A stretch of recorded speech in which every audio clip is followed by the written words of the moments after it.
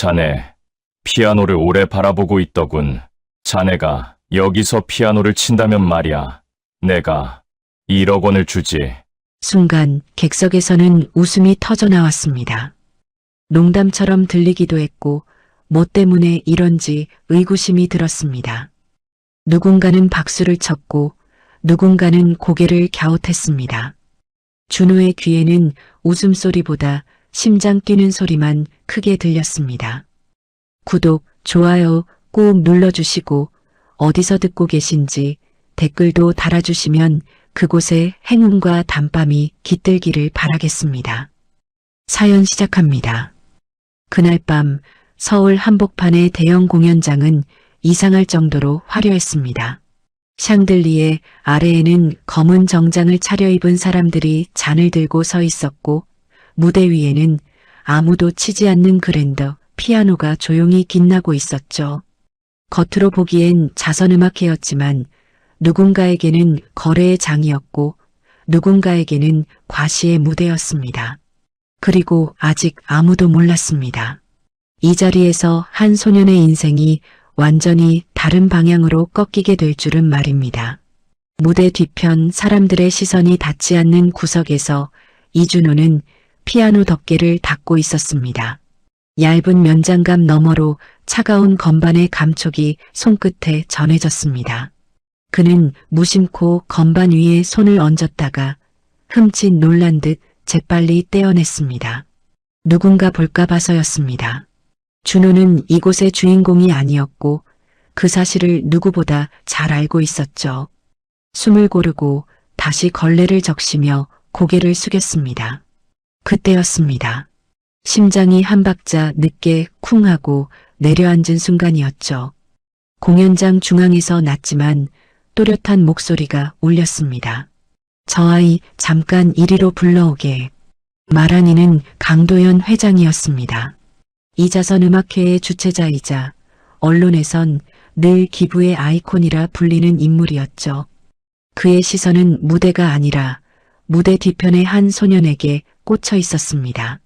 박선영 기획자는 잠시 망설이다가 스태프에게 고개를 끄덕였습니다. 준호는 자신의 이름이 불린 것도 아닌데 이상하게도 그 시선을 피할 수 없었습니다. 심장이 다시 한번 크게 뛰었고 목 안쪽이 바짝 말라왔습니다. 준호가 무대 쪽으로 걸어 나오는 동안 객석에서는 작은 웅성거림이 퍼졌습니다. 누군가는 호기심 어린 눈으로 누군가는 재미있는 구경거리를 보듯 소년을 바라봤습니다. 허름한 운동화와 낡은 점퍼 차림은 이 화려한 공간에서 지나치게 도드라졌습니다. 준호는 발걸음을 멈추고 싶었지만 그럴 수 없었습니다. 멈추는 순간 더 큰 눈길을 끌 것 같았기 때문이죠. 그는 숨을 삼키며 한 걸음씩 앞으로 나아갔습니다. 강도연은 소년을 위아래로 훑어본 뒤 가볍게 웃었습니다. 그 웃음에는 친절과 냉소가 묘하게 섞여 있었습니다. 자네, 피아노를 오래 바라보고 있더군. 준호는 고개를 숙인 채 짧게 대답했습니다. 아닙니다. 그 짧은 대답 사이로 손이 미세하게 떨리고 있었습니다. 그는 자신의 손을 주먹 쥐듯 움켜쥐었습니다. 이 떨림이 보이지 않기를 바랐습니다. 그때 강도연의 시선이 무대 위 피아노로 향했습니다. 저 피아노 말일세. 객석의 공기가 묘하게 변했습니다. 사람들은 무언가 재미있는 일이 벌어질 것을 직감한 듯 자세를 고쳐 앉았습니다. 준호는 왜인지 모르게 등골이 서늘해졌습니다. 그리고 바로 그 순간 그의 주머니 속 휴대전화가 진동했습니다. 진동은 곧 멈췄지만 준호는 그 번호가 어디에서 걸려온 것인지 알고 있었습니다. 병원이었습니다. 그는 잠시 고개를 떨군 채 숨을 고릅니다. 이 진동은 오늘 하루에만 3번째였습니다. 강도연은 사람들을 향해 천천히 말을 이었습니다. 이 아이가 만약 지금 여기서 피아노를 친다면 말이야. 말끝을 흐리며 그는 일부러 뜸을 들였습니다. 그 짧은 침묵 속에서 준호의 심장은 빠르게 뛰기 시작했습니다. 손바닥에 식은땀이 맺혔고 목 안쪽이 따끔거렸습니다. 내가 1억 원을 주지. 순간 객석에서는 웃음이 터져 나왔습니다. 농담처럼 들렸고 도발처럼 들렸습니다. 누군가는 박수를 쳤고 누군가는 고개를 갸웃했습니다. 준호의 귀에는 웃음소리보다 심장 뛰는 소리만 크게 들렸습니다. 1억 원. 그 숫자는 너무 커서 실감조차 나지 않았습니다. 하지만 동시에 병실에 누워있는 어머니의 얼굴이 떠올랐습니다. 같은 단어가 머릿속에서 2번 반복되었습니다. 병원비, 병원비였습니다. 준호는 피아노를 올려다봤습니다. 그 건반 위에는 아직 아무것도 얹히지 않았습니다. 지금 이 자리에서 돌아서면 그는 다시 무대 뒤로 돌아갈 수 있을지도 모릅니다. 하지만 다시는 이런 기회가 오지 않을 것이라는 사실도 이상하게 선명하게 느껴졌습니다. 숨을 깊게 들이마신 준호는 천천히 고개를 들었습니다. 눈앞에는 수십 개의 시선이 있었습니다. 동정과 호기심 그리고 약간의 기대가 뒤섞인 시선들이었습니다. 강도연은 그런 준호를 바라보며 조용히 덧붙였습니다. 물론 강요는 아니네. 하지만 그 말은 이미 선택을 강요하고 있었습니다. 준호는 입술을 한번 깨물고 조심스럽게 피아노 쪽으로 걸음을 옮겼습니다. 그의 손은 여전히 떨리고 있었고 숨은 조금 가빴습니다. 그가 피아노 앞 의자에 앉는 순간 객석은 다시 조용해졌습니다. 너무 조용해서 오히려 숨소리가 크게 들릴 정도였습니다. 그때였습니다. 준호의 머릿속에 한 가지 생각이 스쳤습니다. 이건 연주가 아니다. 이건 선택이다. 그리고 그 선택의 결과가 무엇을 불러올지 그때의 준호는 아직 알지 못했습니다. 무대 위 공기는 갑자기 칼날처럼 얇아졌습니다. 방금 전까지만 해도 와인잔 부딪히는 소리가 가볍게 튀었는데 1억 원이라는 말이 떨어진 뒤로는 숨소리까지 들릴 만큼 조용해졌죠. 누군가는 웃었고 누군가는 휴대전화를 들었습니다.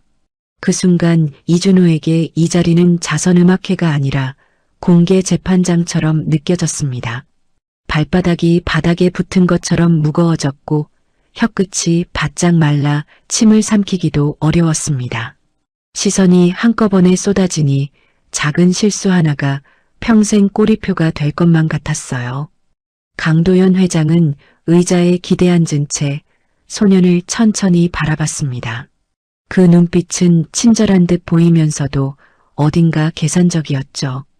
강요는 아니네라고 말했지만 그 말이 끝나자마자 객석에서 누군가가 키득 웃는 소리가 들렸습니다.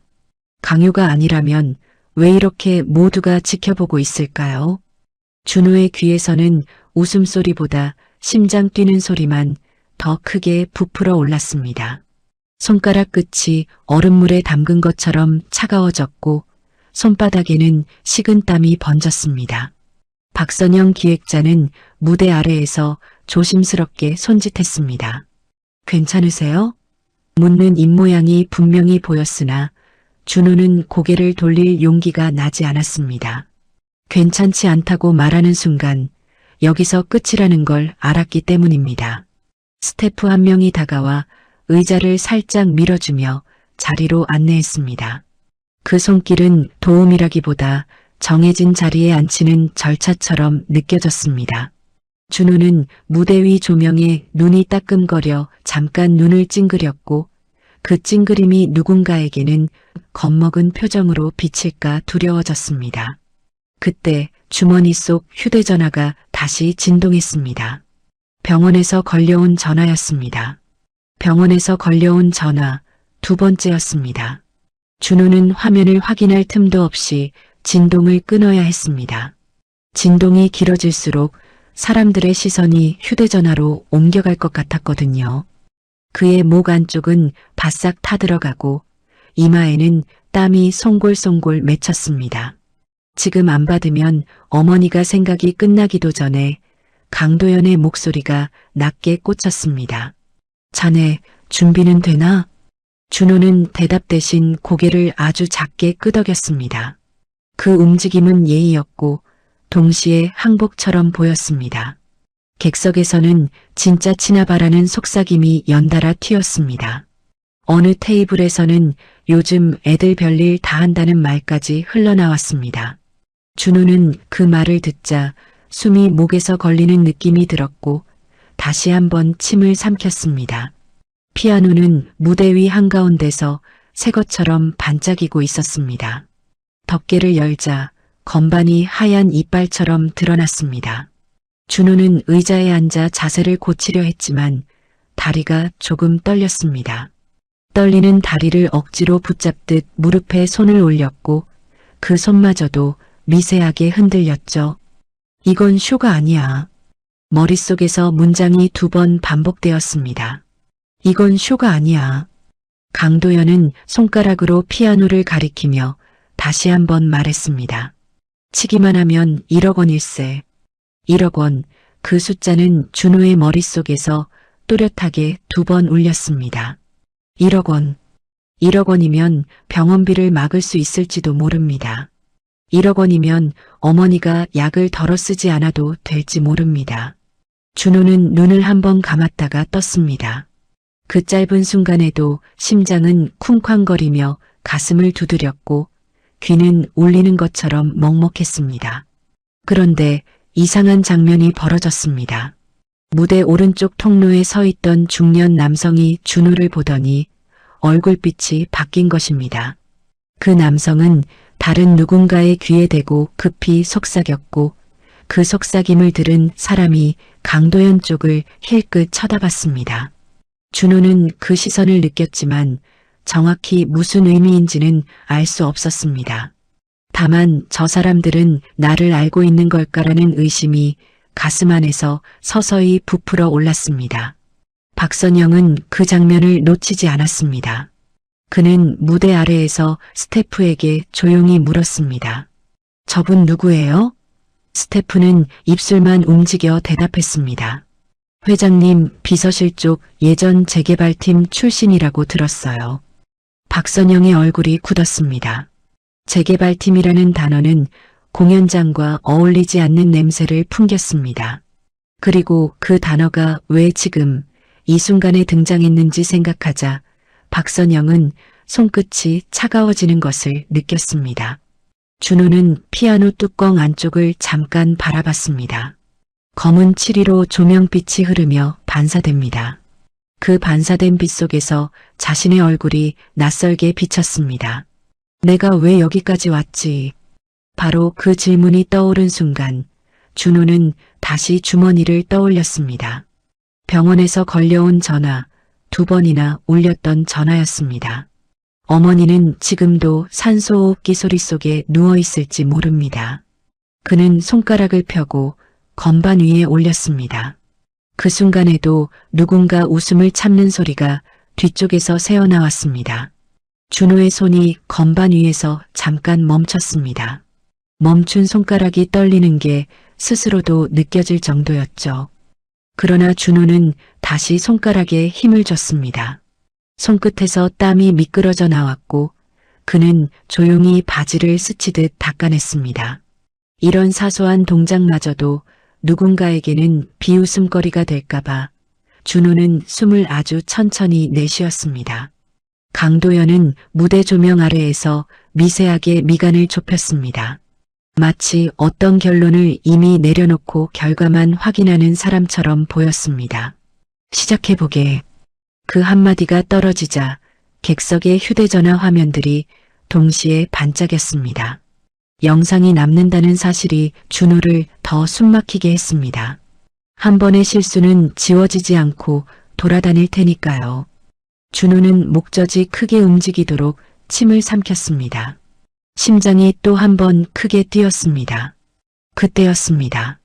무대 아래에서 박선영이 결심한 듯 계단을 한 칸 올라왔습니다. 그는 강도연에게 조용히 다가가 낮은 목소리로 말했습니다. 회장님, 이건 너무 과합니다. 강도연은 고개도 돌리지 않은 채 대꾸했습니다. 과한지 아닌지는 결과가 말해주겠지. 박선영은 더 말하려다 멈췄습니다. 말하는 순간 더 큰 불씨가 될 것임을 직감했기 때문입니다. 준호는 눈을 감았다가 다시 떴습니다. 그리고 속으로 한 번 더 되뇌었습니다. 1억 원, 1억 원. 그 돈은 선물이 아니라 조건이었습니다. 오늘 밤 여기서 연주하는 순간 준호는 어떤 이야기의 주인공이 되어버릴 게 분명했습니다. 그럼에도 그는 선택했습니다. 도망치지 않기로 말이죠. 마지막으로 준호는 손목을 살짝 풀었습니다. 손목에서 딱 하고 아주 작은 소리가 났고 그 소리는 본인에게만 들렸습니다. 그는 고개를 숙여 건반을 바라보며 첫 음을 준비했습니다. 그런데 바로 그 찰나 강도연의 눈이 순간적으로 흔들렸습니다. 마치 준호의 손모양에서 혹은 손가락의 흉터에서 무언가를 떠올린 사람처럼 보였죠. 그리고 그 흔들림은 금세 숨겨졌습니다. 준호의 손가락이 마침내 건반을 눌렀습니다. 첫 음이 울리는 그 순간 객석의 표정이 동시에 바뀌기 시작했습니다. 첫 음은 조용히 울렸습니다. 너무 조용해서 누군가는 잘못 들은 줄 알았을 정도였습니다. 화려한 공연장에서 기대하던 웅장함이나 과장된 시작은 없었고 대신 마치 오래된 방 한 구석에서 혼자 흘러나온 소리처럼 낮고 단단한 음이 퍼져나갔습니다. 그 순간 객석의 공기가 미묘하게 흔들렸습니다. 웃음을 머금고 있던 입꼬리들이 멈췄고 휴대전화를 들고 있던 손들도 잠시 멈춰 섰습니다. 이준호는 그 반응을 보지 못했습니다. 그는 오직 건반만 바라보고 있었고 숨을 내쉴 때마다 가슴이 조용히 들썩이는 것만 느끼고 있었습니다. 두 번째 음이 이어졌습니다. 첫 음보다 조금 더 길게 그러나 여전히 절제된 소리였습니다. 준호의 손가락은 여전히 미세하게 떨리고 있었지만 건반 위에서는 이상하리만큼 정확하게 움직였습니다. 그 움직임에는 배운 티가 나지 않았고 오히려 오래 참고 눌러온 감정이 스며 있는 듯 했습니다. 박선영은 무대 아래에서 그 손을 유심히 바라보다가 자신도 모르게 숨을 멈췄습니다. 이 연주는 연습된 공연이 아니라 어떤 고백에 가깝다는 생각이 스쳤기 때문입니다. 객석 한쪽에서 작은 기침 소리가 들렸습니다. 원래라면 아무도 신경 쓰지 않았을 소리였지만 지금은 그 기침마저도 방해처럼 느껴질 만큼 공연장은 조용해져 있었습니다. 누군가는 자세를 고쳐 앉았고 누군가는 와인잔을 테이블 위에 내려놓았습니다. 강도연 회장은 팔짱을 낀 채 피아노를 바라보고 있었습니다. 처음엔 무표정이었지만 세 번째 음이 울렸을 때 그의 눈썹이 아주 미세하게 움직였습니다. 그 변화는 본인조차 인식하지 못했을 정도로 작았지만 오래 그를 봐온 사람이라면 알아챌 수 있는 흔들림이었습니다. 준호의 호흡은 여전히 가빴습니다. 숨을 들이마실 때마다 가슴 안쪽이 따끔거렸고 손끝에서는 땀이 배어나와 건반이 살짝 미끄러지는 느낌도 들었습니다. 그는 잠깐 손에 힘을 주며 균형을 잡았습니다. 이 연주가 끝나기 전까지는 멈출 수 없다는 생각이 머릿속에서 2번 반복되었습니다. 멈추면 여기까지 온 모든 이유가 사라질 것 같았기 때문입니다. 병원에서 걸려왔던 전화, 병실의 냄새, 어머니의 마른 손등이 한꺼번에 떠올랐습니다. 네 번째 음, 다섯 번째 음이 이어지자 곡의 형태가 서서히 드러나기 시작했습니다. 유명한 곡은 아니었고 객석에 앉아있는 누구도 정확한 제목을 떠올리지 못했습니다. 그런데도 이상하게 낯설지 않았습니다. 마치 오래전 라디오에서 흘러나왔던 멜로디처럼 혹은 누군가의 기억 속에만 남아있던 노래처럼 느껴졌습니다. 그 익숙함은 사람들의 마음을 건드렸습니다. 어떤 이는 이유 없이 가슴이 먹먹해졌고 어떤 이는 자신도 모르게 손을 꽉 쥐었습니다. 강도연의 시선은 점점 피아노에서 준호의 손으로 내려갔습니다. 그 손가락의 모양, 손목을 쓰는 방식, 건반을 누르는 힘의 분배가 낯설지 않게 느껴졌습니다. 그는 자신도 모르게 의자에서 몸을 앞으로 숙였습니다. 그리고 그 순간 오래전 묻어두었던 한 장면이 머릿속에서 불쑥 떠올랐습니다. 비 오는 날 좁은 연습실, 그리고 똑같이 떨리던 다른 아이의 손. 강도연은 그 기억을 밀어내려 했습니다. 지금 이 자리와는 아무 상관없는 과거라고 스스로에게 말하며 다시 얼굴을 굳혔습니다. 연주는 점점 깊어졌습니다. 준호의 손놀림은 화려해지지 않았지만 대신 하나하나가 길게 여운을 남겼습니다.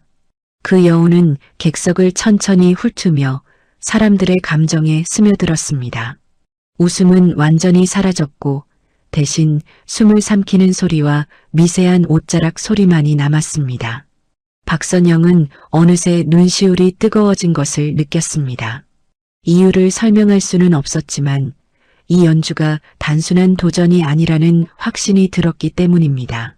중년 남성, 아까 통로에 서 있던 재개발팀 출신 인물은 불편한 표정으로 자리를 옮겼습니다. 그는 휴대전화를 꺼내 무언가를 확인한 뒤 화면을 가린 채 빠르게 메시지를 보냈습니다. 그 행동은 조용했지만 박선영의 눈에는 또렷이 들어왔습니다. 왜 하필 지금, 왜 하필 이 연주 중에 저런 연락을 하는지 이해할 수 없었기 때문입니다. 박선영은 심장이 불안하게 뛰는 것을 느꼈습니다. 이 음악회가 예상과 다른 방향으로 흘러가고 있다는 예감이 점점 분명해졌습니다. 준호는 연주를 하며 눈을 한 번도 들지 않았습니다. 사람들의 반응을 확인하고 싶지 않았기 때문입니다. 그는 지금 이 순간만큼은 평가받는 대상이 아니라 그냥 치고 싶었습니다. 건반 위에서 손가락을 떼는 순간마다 그동안 말로 하지 못했던 감정들이 빠져나가는 것 같았습니다. 억울함, 두려움, 그리고 아주 작은 희망까지도 말입니다. 심장은 여전히 빠르게 뛰었지만 처음 무대에 올랐을 때의 공포와는 다른 박동이었습니다. 강도연은 갑자기 손바닥에 힘이 들어가는 것을 느꼈습니다. 그는 자신도 모르게 주먹을 쥐었다가 풀었습니다. 그 연주가 마음에 들어서가 아니라 마음을 건드렸기 때문입니다. 건드려서는 안 될 부분을 건드렸다는 불쾌함과 피할 수 없는 인정이 동시에 올라왔습니다. 저 아이는 그냥 아르바이트생이 아니다. 그 생각이 머릿속에서 2번 반복되었습니다. 그리고 그 생각은 곧 그럼 대체 누구인가라는 질문으로 이어졌습니다. 곡의 중반을 넘어서자 준호의 호흡이 조금씩 안정되기 시작했습니다. 손끝의 떨림도 눈에 띄게 줄어들었습니다. 마치 이 무대가 더 이상 낯선 장소가 아닌 것처럼 그는 자신의 리듬을 찾아가고 있었습니다. 객석에서는 누군가 훌쩍이는 소리가 들렸습니다. 그 소리는 곧 다른 사람의 훌쩍임으로 이어졌고 다시 조용해졌습니다. 아무도 그 소리를 문제 삼지 않았습니다. 지금 이 연주 앞에서는 울음조차 자연스러운 반응처럼 느껴졌기 때문입니다. 그때 강도연의 휴대전화가 진동했습니다. 그는 화면을 보지 않고 바로 끄려다가 발신자 이름을 보고 손을 멈췄습니다. 오래전 저장해 두었지만 거의 잊고 살던 이름이었습니다. 그는 잠시 망설이다가 진동을 끊었습니다. 그리고 다시 피아노를 바라봤습니다. 준호의 연주는 아직 끝나지 않았고 이 연주가 끝나기 전에는 아무 결정도 내려서는 안 될 것 같았습니다. 그의 심장은 묘하게 불편한 속도로 뛰고 있었습니다. 마지막을 향해 가는 선율이 조심스럽게 흐르기 시작했습니다. 준호는 손목을 낮추고 음을 하나씩 정리하듯 눌렀습니다. 마치 이 연주가 자신의 이야기라는 것을 끝까지 말하고 싶다는 것처럼 말입니다. 객석은 숨을 죽인 채 그 장면을 지켜보고 있었습니다. 처음 이 소년을 향해 던졌던 웃음과 호기심은 이제 어디에도 남아있지 않았습니다. 대신 설명할 수 없는 감정이 조용히 사람들 사이를 채우고 있었습니다. 그리고 바로 그 순간 강도연은 확신했습니다. 이 연주는 우연이 아니며 이 아이 역시 우연히 이 자리에 서 있는 존재가 아니라는 것을 말입니다. 연주의 마지막 음이 공기 속으로 사라진 뒤에도 한동안 아무 소리도 나지 않았습니다. 박수는 곧바로 터져 나오지 않았고 대신 사람들은 마치 숨을 다시 쉬는 법을 잊은 것처럼 가만히 앉아 있었습니다. 이준호는 건반 위에 올려둔 손을 바로 떼지 못한 채 고개를 숙이고 있었습니다. 손끝이 아직도 미세하게 떨렸고 손목 안쪽이 욱신거렸습니다. 심장은 여전히 빠르게 뛰고 있었지만 아까와는 달리 그 박동이 귀를 찌르지는 않았습니다. 오히려 깊은 곳에서 무언가 빠져나간 뒤의 허전함이 더 크게 느껴졌습니다.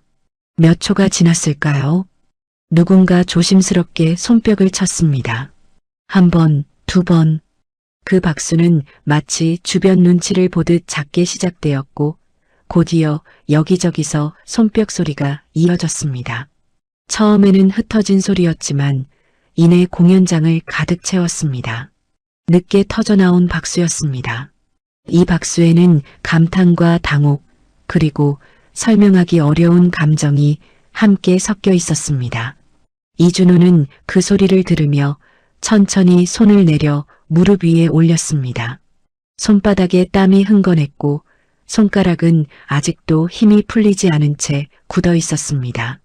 고개를 들자 눈앞이 잠시 흐릿해졌습니다. 조명이 너무 밝았기 때문이기도 했고 눈 안쪽이 뜨거워졌기 때문이기도 했습니다. 그는 객석을 제대로 바라보지 못하고 시선을 바닥으로 떨어뜨렸습니다. 누군가는 눈물을 닦고 있었고 누군가는 멍한 얼굴로 무대를 바라보고 있었습니다. 준호는 그 반응들이 모두 자신과는 상관없는 일처럼 느껴졌습니다. 지금 이 순간 그는 박수를 받기 위해 연주한 것이 아니었기 때문입니다. 그저 끝까지 치고 내려왔다는 사실 하나만이 머릿속에 남아 있었습니다. 강도연 회장은 박수를 치지 않았습니다. 그는 의자에 앉은 채 두 손을 깍지 낀 상태로 무대를 바라보고 있었습니다. 표정은 평소와 다르지 않아 보였지만 자세는 분명 달라져 있었습니다. 상체가 미세하게 앞으로 기울어 있었고 시선은 여전히 준호에게 고정돼 있었습니다. 그의 가슴 안쪽에서는 불편한 감정이 서서히 부풀고 있었습니다. 감동이라고 부르기에는 거슬렸고 단순한 호기심으로 치부하기에는 너무 깊었습니다. 그는 이 연주가 끝났다는 사실보다 이 연주가 왜 가능했는지를 더 알고 싶어졌습니다. 박선영은 박수가 시작되자마자 무대 옆으로 올라갔습니다. 그는 준호에게 다가가 작은 목소리로 말했습니다. 수고했어요. 내려와도 됩니다. 그 말은 위로처럼 들렸지만 동시에 이 자리가 끝났다는 신호이기도 했습니다. 준호는 고개를 끄덕이고 자리에서 일어났습니다. 일어서자 다리가 순간적으로 풀리며 휘청거렸습니다. 박선영은 반사적으로 팔을 뻗어 그를 붙잡았습니다. 그 짧은 접촉에서 준호의 몸이 얼마나 긴장해 있었는지가 그대로 전해졌습니다. 무대에서 내려오는 동안에도 박수는 계속됐습니다. 그러나 준호는 그 박수를 등지고 걸어야 했습니다. 등 뒤에서 들려오는 소리가 마치 자신과는 다른 세계의 일처럼 느껴졌기 때문입니다. 그는 무대 뒤편으로 들어서자마자 벽에 손을 짚고 잠시 눈을 감았습니다. 숨을 크게 들이마셨다가 천천히 내쉬었습니다. 그제야 심장이 조금씩 속도를 늦추는 것이 느껴졌습니다. 그 순간 주머니 속 휴대전화가 다시 진동했습니다. 이번에는 놓칠 수 없다는 생각이 먼저 들었습니다. 네, 여보세요. 준호의 목소리는 자신이 생각했던 것보다 더 잠겨 있었습니다. 수화기 너머에서는 병원 직원의 차분한 목소리가 들려왔습니다. 상태가 조금 나아졌다는 말과 하지만 아직 안심할 수는 없다는 말이 함께 전해졌습니다. 준호는 몇 번이고 고개를 끄덕이며 대답했습니다. 통화를 마친 뒤 그는 휴대전화를 꼭 쥔 채 잠시 가만히 서 있었습니다. 손바닥 안에서 휴대전화의 열기가 느껴졌고 그 온기가 현실로 돌아오게 하는 유일한 감각처럼 느껴졌습니다. 그 사이 무대 아래에서는 전혀 다른 대화가 오가고 있었습니다. 강도연은 비서에게 손짓으로 다가오게 하더니 낮은 목소리로 말했습니다. 방금 그 아이 신원 확인해. 비서는 잠시 망설이다가 물었습니다. 일반 아르바이트생으로 보이는데요. 강도연은 고개를 아주 작게 저었습니다. 아니야. 그냥 지나칠 수 있는 아이가 아니야. 그 말에는 확신이 담겨 있었습니다. 강도연은 이미 이 연주를 하나의 사건으로 인식하고 있었습니다. 비서는 곧바로 휴대전화를 꺼내 어디론가 전화를 걸었습니다. 박선영은 그 모습을 보고 가슴이 철렁 내려앉았습니다. 그는 이 상황이 단순한 미담으로 끝나지 않을 것임을 직감했습니다. 재벌의 관심은 언제나 호의로 시작했지만 그 끝은 예측하기 어려웠기 때문입니다. 박선영은 잠시 고민하다가 무대 뒤편으로 향하는 통로 쪽을 바라봤습니다. 준호가 서 있던 그 자리에는 이제 아무도 없었습니다. 잠시 후 준호는 스태프의 안내를 받아 작은 대기실로 이동했습니다. 대기실 안은 공연장의 화려함과는 전혀 다른 공간이었습니다. 회색 벽과 간이 의자, 그리고 물 한 병이 전부였습니다. 그는 의자에 앉아 물을 한 모금 마셨습니다. 물이 목을 타고 내려가자 그제야 입안의 마름이 조금 가셨습니다. 하지만 마음은 여전히 불안정했습니다. 박수가 끝났다는 사실이 오히려 더 큰 공백처럼 느껴졌기 때문입니다. 이제 무엇이 기다리고 있을지 알 수 없었습니다. 문 밖에서 발소리가 들렸습니다. 낮고 단정한 구두 소리였습니다.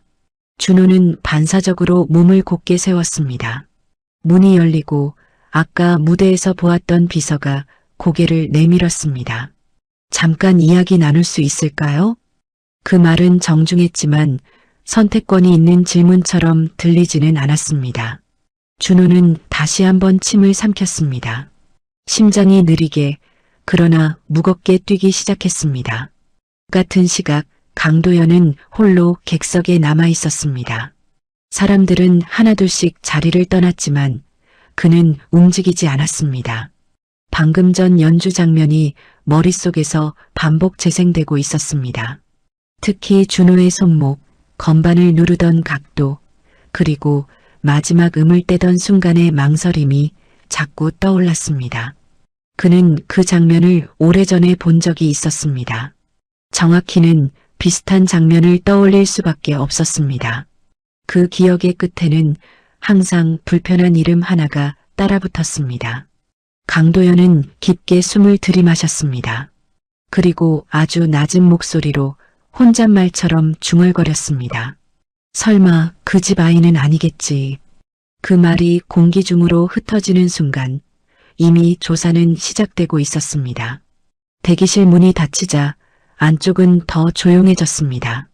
공연장의 잔향도 박수 소리도 이 회색 공간까지는 따라오지 못했습니다. 이준호는 의자 끝에 걸터앉은 채 두 손을 무릎 위에 얹고 있었습니다. 손바닥이 아직도 따뜻했고 손끝에는 묘한 저림이 남아 있었습니다.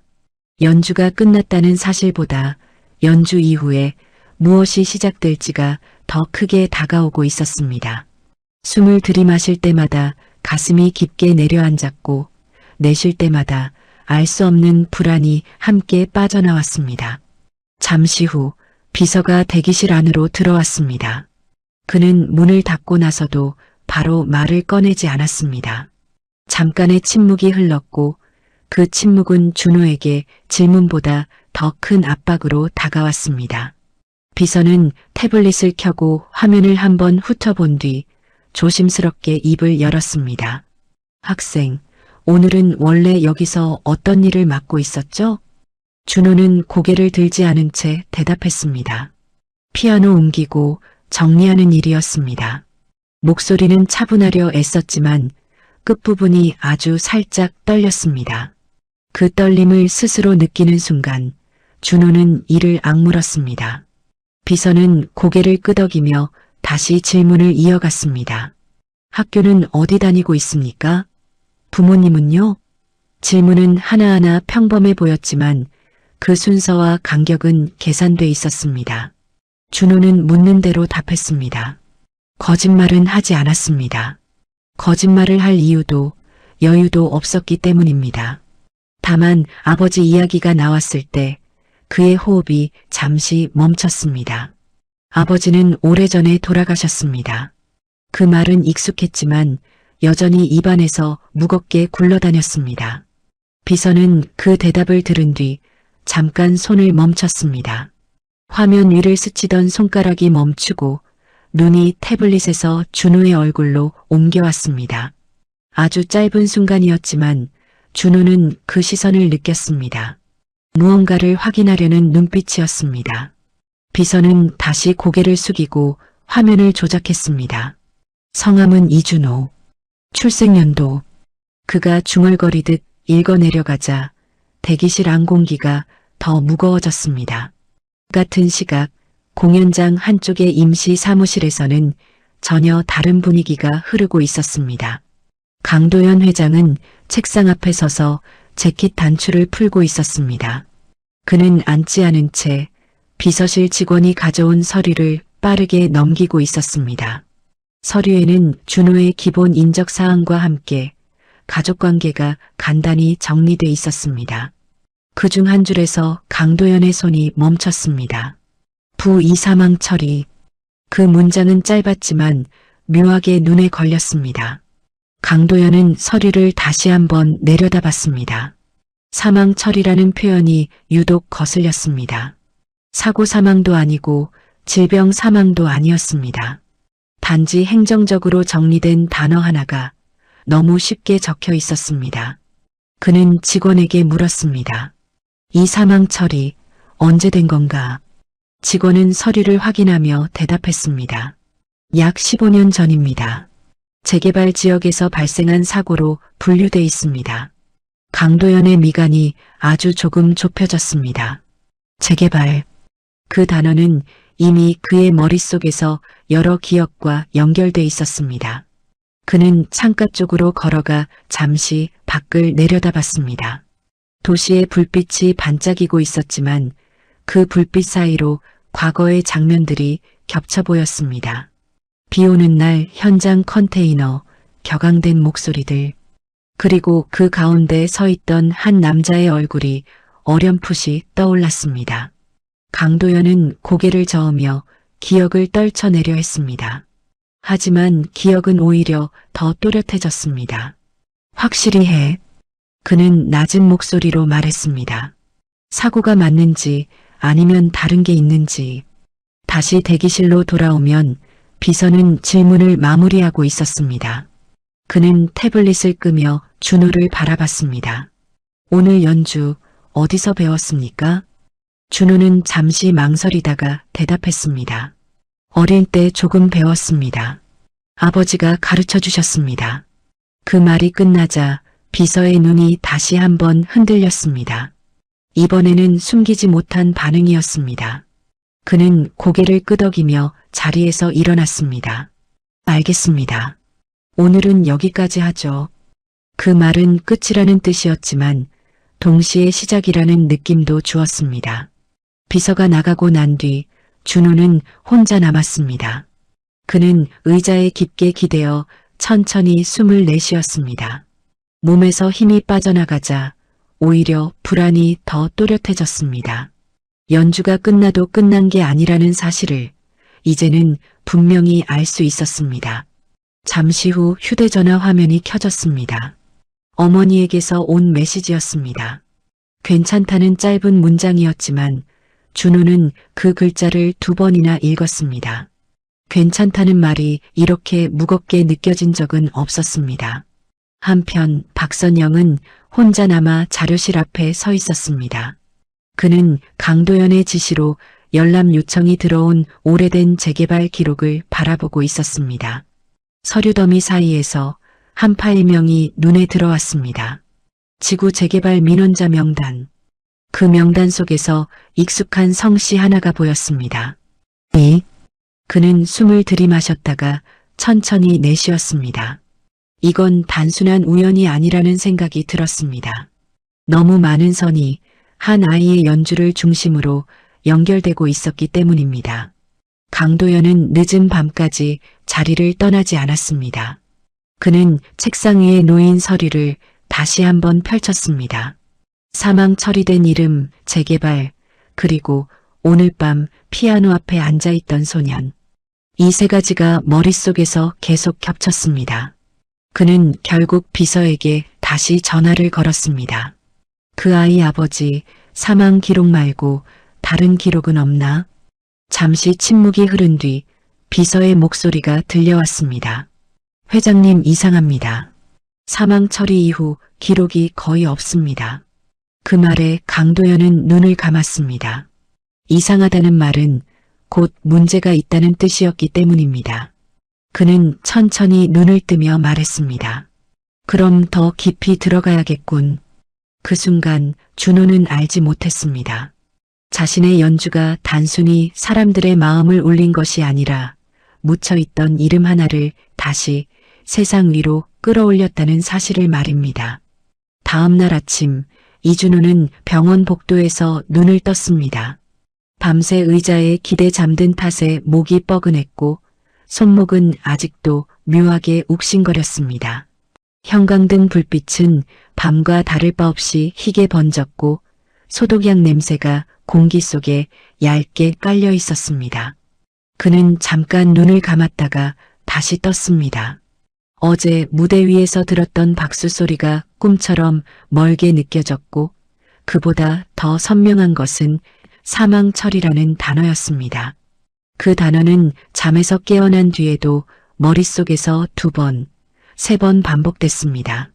병실 문이 열리며 간호사가 얼굴을 내밀었습니다. 상태는 어제보다 조금 안정됐다는 말과 함께 당분간 정밀 검사가 더 필요하다는 설명이 이어졌습니다. 준호는 고개를 끄덕이며 감사 인사를 했습니다. 말은 차분했지만 가슴 안쪽에서는 불안이 느리게 고개를 들고 있었습니다. 안정됐다는 말과 비용 이야기는 늘 함께 따라왔기 때문입니다. 그는 잠시 어머니의 손을 바라봤습니다. 마른 손등에 붙은 링거 라인이 유난히 가늘어 보였습니다. 그 모습을 보자 숨이 한 번 걸렸고 다시 천천히 내쉬었습니다. 그때 휴대전화가 울렸습니다. 낯선 번호였습니다. 준호는 한 번 망설이다가 전화를 받았습니다. 이준호 학생 맞죠? 낮고 단정한 목소리였습니다. 어제 대기실에서 만났던 그 비서의 목소리였습니다. 준호의 손가락에 다시 힘이 들어갔습니다. 회장님께서 잠깐 뵙고 싶어 하십니다. 요청처럼 들렸지만 거절할 수 없는 말이었습니다. 준호는 병실을 한 번 더 바라본 뒤 짧게 대답했습니다. 네. 약속 장소는 강도연의 개인 집무실이었습니다. 건물 안으로 들어서자 어제 공연장의 화려함과는 다른 종류의 긴장감이 느껴졌습니다. 바닥은 조용했고 공기는 지나치게 정돈돼 있었습니다. 준호는 안내를 받아 집무실 문 앞에 섰습니다. 문을 여는 순간 심장이 한 박자 늦게 뛰었습니다. 안쪽에는 강도연이 혼자 서 있었습니다. 창밖을 보고 있다가 준호의 발소리에 천천히 돌아섰습니다. 와줘서 고맙네. 강도연의 말투는 어제보다 부드러웠습니다. 그 부드러움이 오히려 준호를 더 긴장하게 만들었습니다. 강도연은 소파 쪽을 가리켰고 준호는 그 자리에 앉았습니다. 잠깐의 침묵이 흘렀습니다. 그 침묵 동안 준호는 손을 무릎 위에 얹고 손가락을 맞물렸습니다. 손끝이 다시 차가워졌습니다. 어제 연주 잘 들었네. 강도연은 그렇게 말한 뒤 바로 본론으로 들어갔습니다. 장황한 칭찬은 없었습니다. 자네에게 도움이 될 제안을 하나 하고 싶어. 그 말이 나오자 준호의 가슴이 서서히 조여왔습니다. 도움이라는 말은 언제나 대가를 동반했기 때문입니다. 강도연은 서류 하나를 테이블 위에 내려놓았습니다. 장학금, 치료비 지원, 그리고 해외 유학 가능성까지 정리된 문서였습니다.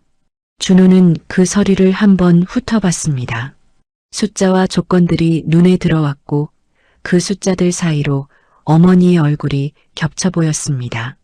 숨을 들이마셨다가 내쉬는 사이 심장이 빠르게 뛰기 시작했습니다. 조건은 간단하네. 강도연은 담담하게 말을 이었습니다. 언론 인터뷰 몇 번, 그리고 내가 운영하는 재단 행사에 얼굴을 비춰주면 되네.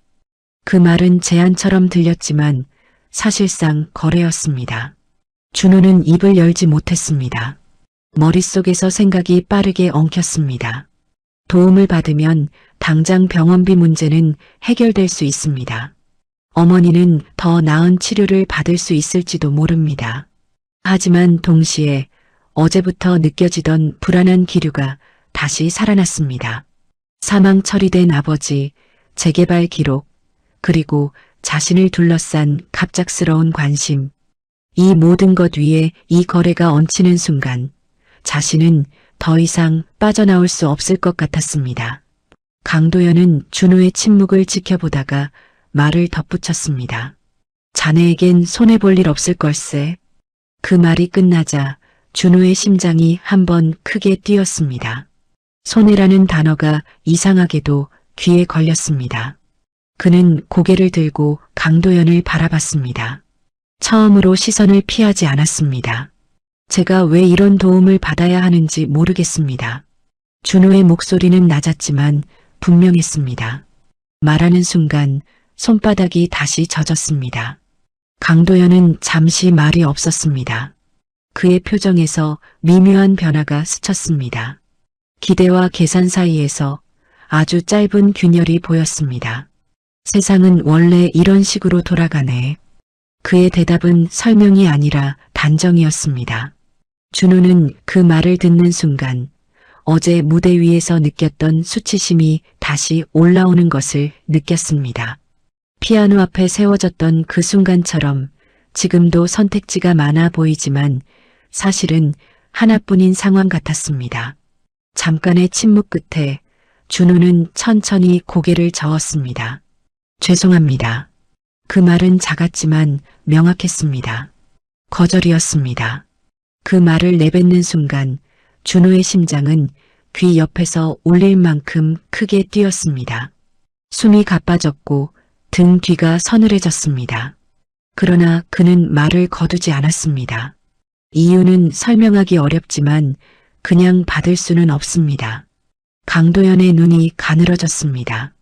그의 표정에서 처음으로 불쾌함이 드러났습니다.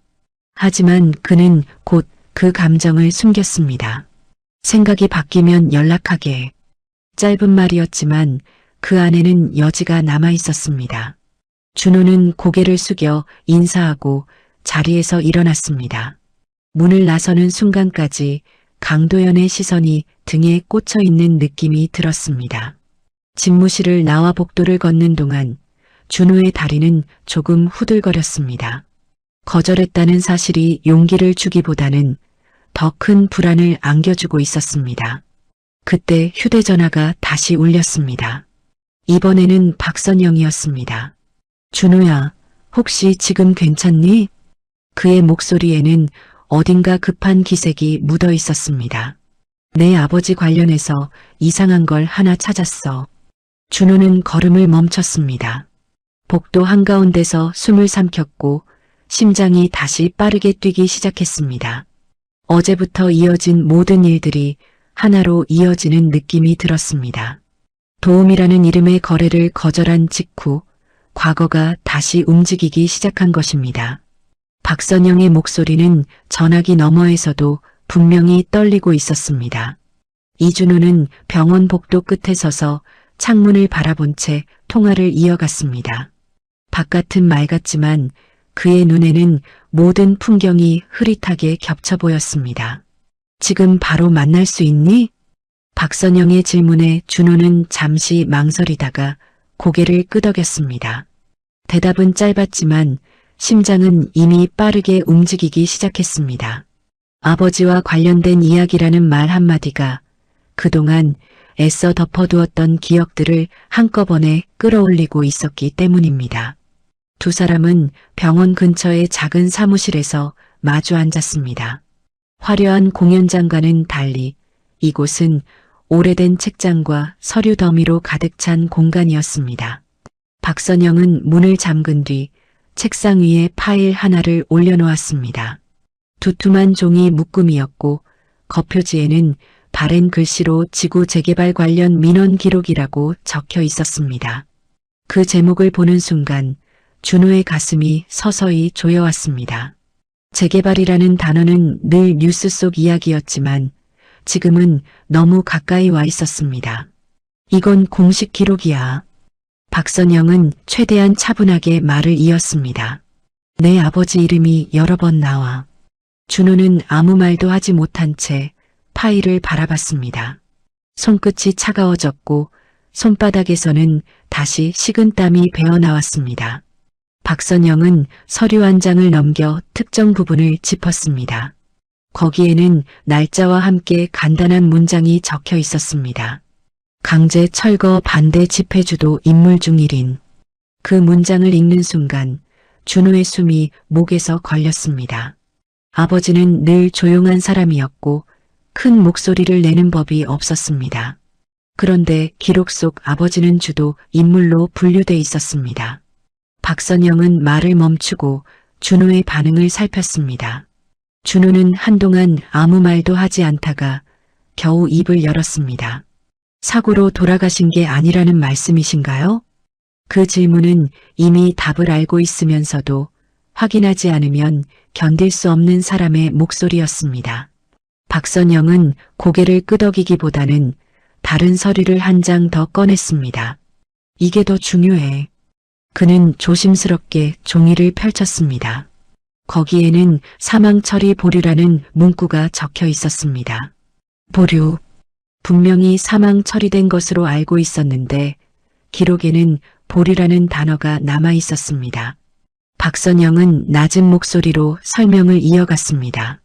사고 직후에는 사망으로 분류됐는데 며칠 뒤에 내부 메모로 이 문구가 추가돼 준호의 머릿속에서 무언가가 천천히 맞물리기 시작했습니다.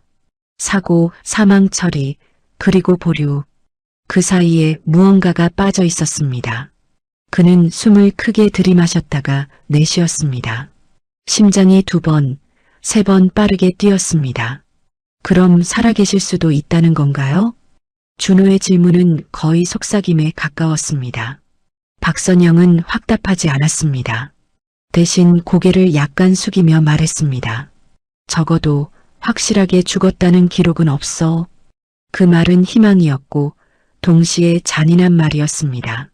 살아있을지도 모른다는 가능성은 그동안의 상실을 전부 다시 꺼내들게 만들었기 때문입니다. 같은 시각 강도연의 비서실에서도 분주한 움직임이 이어지고 있었습니다. 강도연은 보고서를 받아들고 책상 위에 천천히 내려놓았습니다. 보고서에는 준호의 아버지가 재개발 현장에서 마지막으로 목격된 날짜와 장소가 정리돼 있었습니다.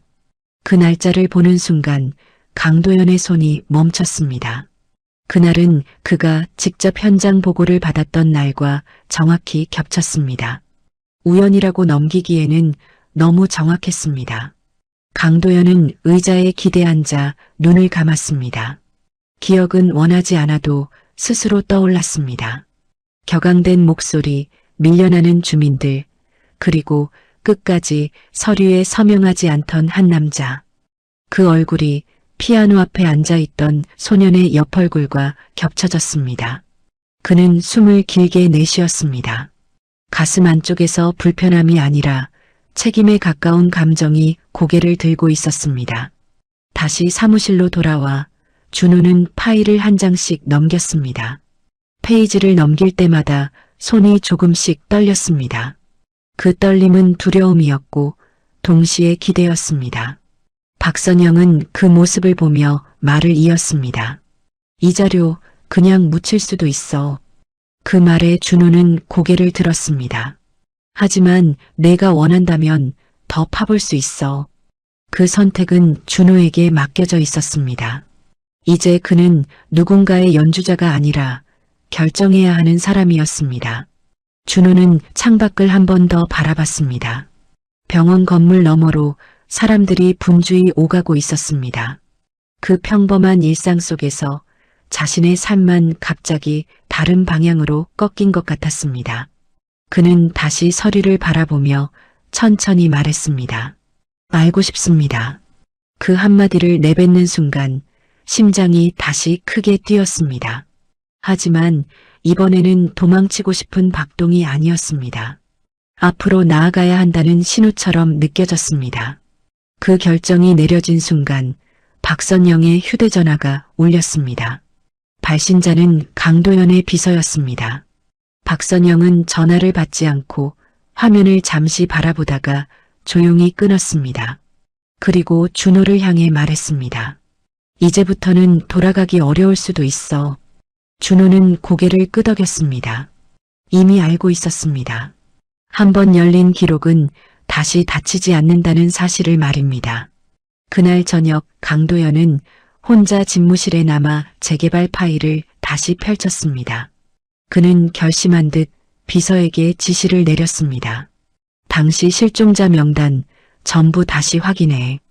그 말은 조용했지만 분명한 방향을 가지고 있었습니다. 그리고 그 방향은 결국 한 사람의 생존 가능성으로 향하고 있었습니다. 이준호가 그 장소에 도착했을 때 해는 이미 중천을 넘고 있었습니다. 지도의 배는 분명 도로로 표시돼 있었지만 실제로 마주한 곳은 도로라기보다 끊어진 흔적에 가까웠습니다. 한쪽은 철제 펜스로 막혀 있었고 다른 한쪽은 잡초가 허리 높이까지 자라 있었습니다. 지구 재개발 예정부지. 낡은 표지판의 글자는 반쯤 벗겨져 있었고 바람에 흔들릴 때마다 삐걱거리는 소리를 냈습니다. 준호는 그 소리를 들으며 잠시 발걸음을 멈췄습니다. 심장이 평소보다 조금 더 빠르게 뛰고 있었고 숨은 짧게 끊어져 나왔습니다. 이곳이 기록 속에서만 존재하던 장소가 아니라 실제로 아버지가 마지막으로 서 있었던 자리라는 사실이 갑자기 실감났기 때문입니다. 박선영은 준호보다 한 발짝 뒤에서 걸었습니다. 그는 일부러 말을 아끼고 있었습니다. 이 장소에서는 어떤 말도 섣불리 꺼내서는 안 될 것 같았기 때문입니다. 두 사람은 잠시 아무 말 없이 안쪽으로 더 들어갔습니다. 철거가 중단된 건물들은 반쯤 부서진 채 남아 있었고 벽에는 오래된 구호와 낙서가 희미하게 남아 있었습니다. 이곳은 삶의 터전이다. 글씨는 거의 지워졌지만 그 문장이 담고 있던 감정만큼은 여전히 공간에 남아있는 듯 했습니다. 준호는 무너진 담벼락 앞에 멈춰섰습니다. 기록에 따르면 아버지는 이 담벼락 근처에서 마지막으로 목격됐습니다.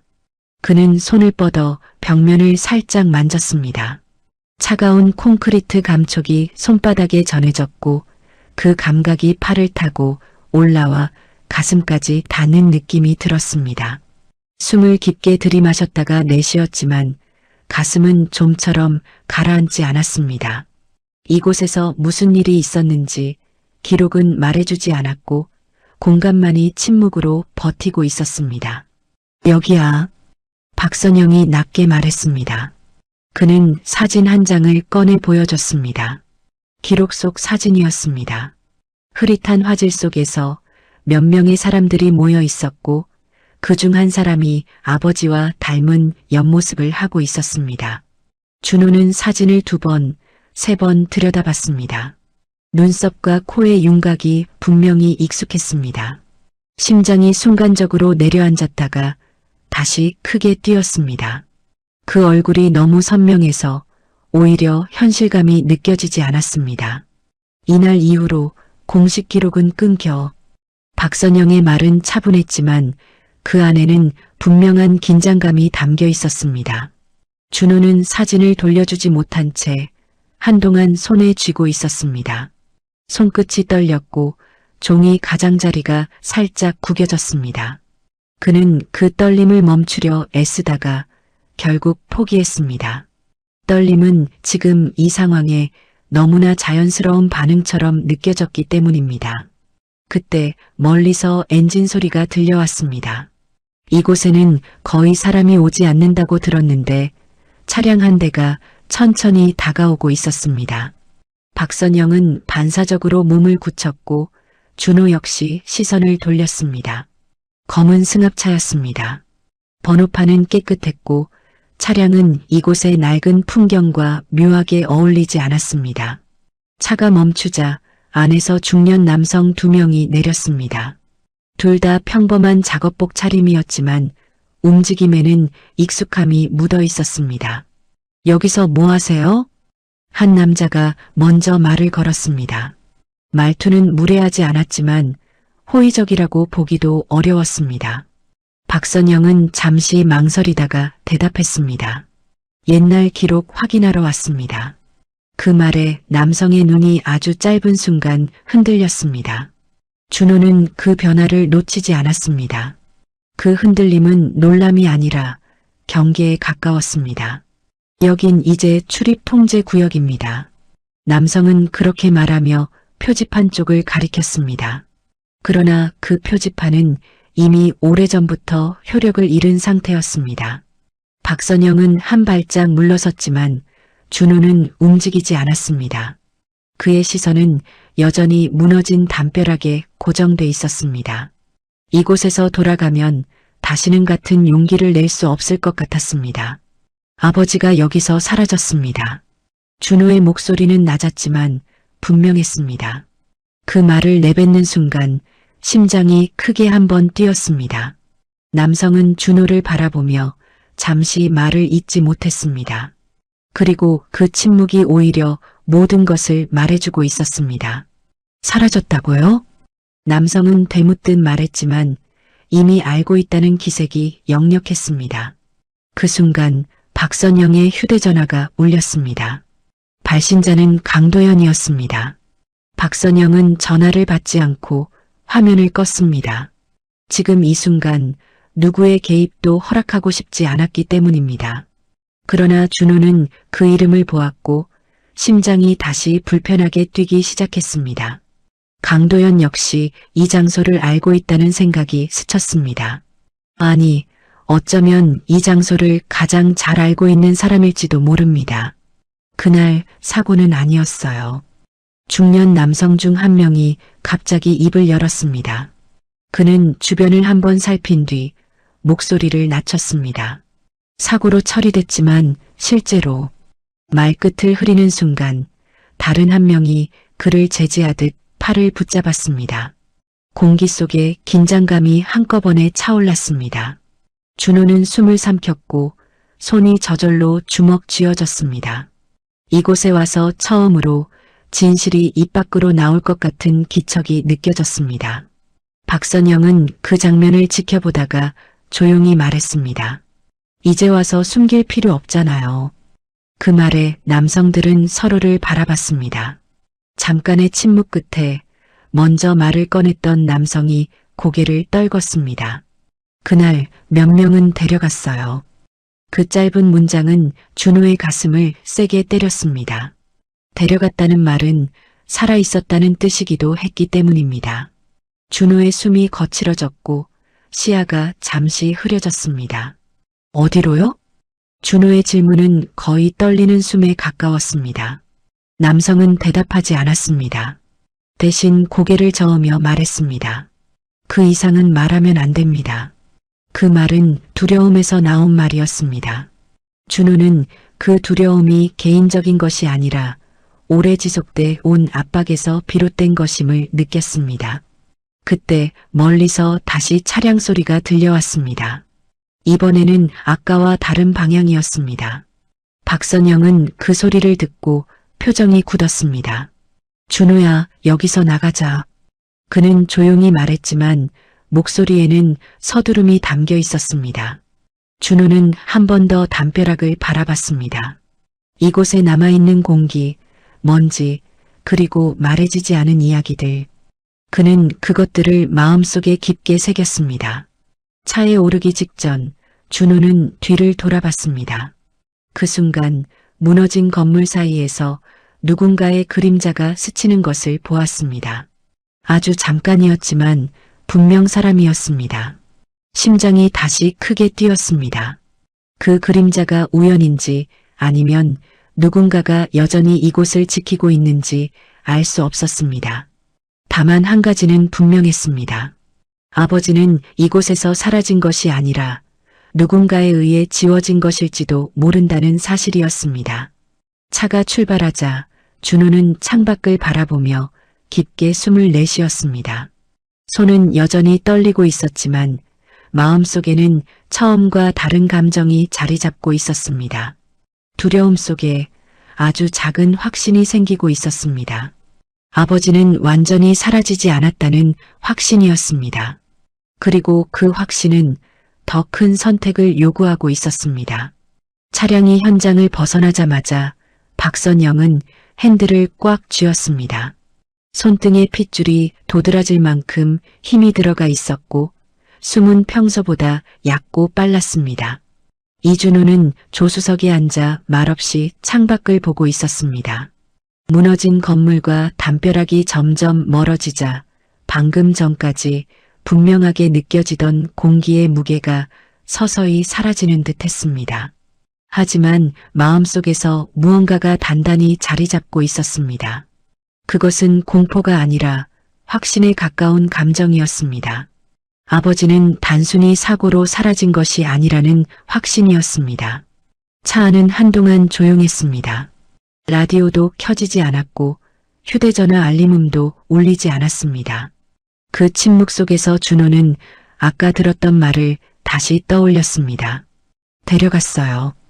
그 짧은 문장은 머릿속에서 2번, 3번 반복되었습니다. 데려갔다는 말은 밀려났다는 뜻이 아니었습니다. 누군가의 의지가 개입됐다는 뜻이었고 그 의지는 여전히 어딘가에 남아있다는 의미이기도 했습니다. 준호는 손바닥을 무릎 위에 올려놓고 천천히 주먹을 쥐었다 폈습니다. 손끝의 떨림은 아직 가시지 않았지만 그 떨림은 도망치고 싶다는 신호가 아니었습니다. 방금 그 사람들 오래전부터 입을 닫고 살았을 거야.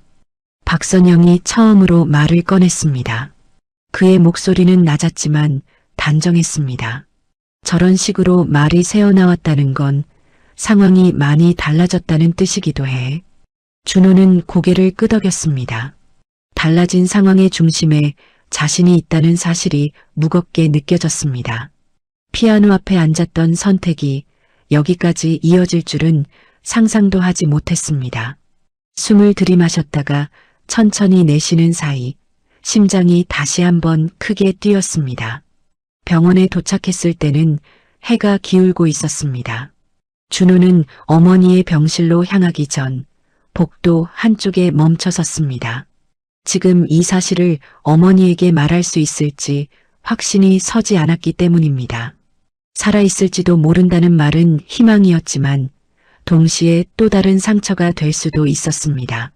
그는 잠시 눈을 감았습니다. 어머니가 겪어온 시간, 아버지를 잃은 뒤의 삶, 그리고 자신을 지키기 위해 삼켜왔을 말들이 한꺼번에 떠올랐습니다. 그 사이 강도연의 사무실에서는 전혀 다른 긴장이 흐르고 있었습니다. 강도연은 비서실에서 가져온 추가 보고서를 천천히 넘기고 있었습니다. 보고서에는 당시 재개발 현장에 투입됐던 외주 인력 명단과 사건 직후 갑자기 연락이 끊긴 인물들이 표시돼 있었습니다. 그중 몇몇 이름에는 붉은 표시가 되어 있었습니다. 해외 출국, 신분 변경, 기록 말소. 강도연의 손이 그 부분에서 멈췄습니다. 이것은 우연이 아니었습니다. 누군가 의도적으로 사람들을 흩어놓았고 그 과정에서 사망 처리라는 가장 쉬운 선택이 사용됐다는 사실이 또렷해졌습니다. 강도연은 의자에서 일어나 창가로 걸어갔습니다. 유리창에 비친 자신의 얼굴이 낯설게 보였습니다.